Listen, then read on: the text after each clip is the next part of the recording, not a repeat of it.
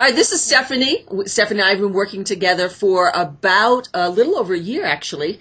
And Stephanie lives in Detroit, and she's agreed to present some of her experience with her voice feminization therapy here on YouTube for us. So first, Steph, tell us a little bit about your transition.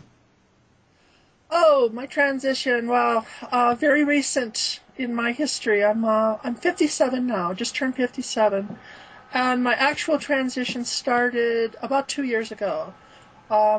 It was October 2007, I started to take hormones, self-prescribed. And once they started to take effect, which wasn't very long, about 3 months maybe, I woke up one day with this completely different feeling, emotionally and psychologically, the way I looked at the world. All of that male tension had disappeared.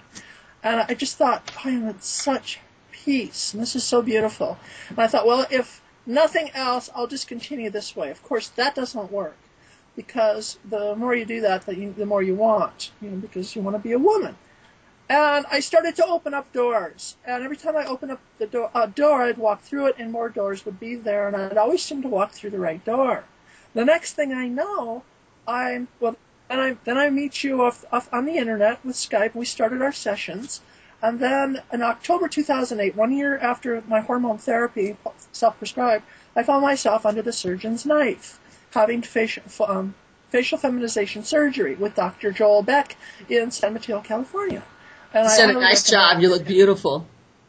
Oh, yes, he's fabulous. Anyway, so I did that, and I was very frightened, a lot of trepidation, because I was still living as a male, and nobody in my life knew what I was up to or what my feelings had been my whole life, except for one friend that I had met here where I'm living now and working.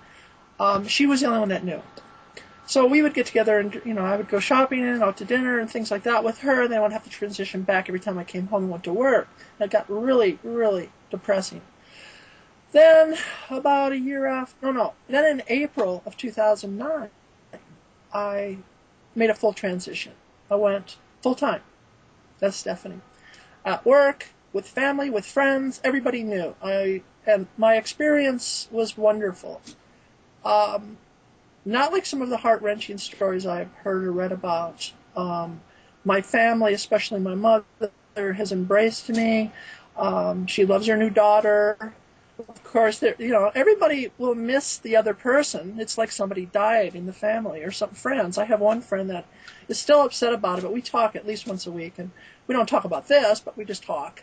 And anyway, so then October 2009, which was just a few months ago, I found myself back at Dr. Beck's office having more, because the first time I chickened out with a lot of the stuff. But here I am, 4 months later, feeling really wonderful and looking forward to my full GRS in the summer. Nice.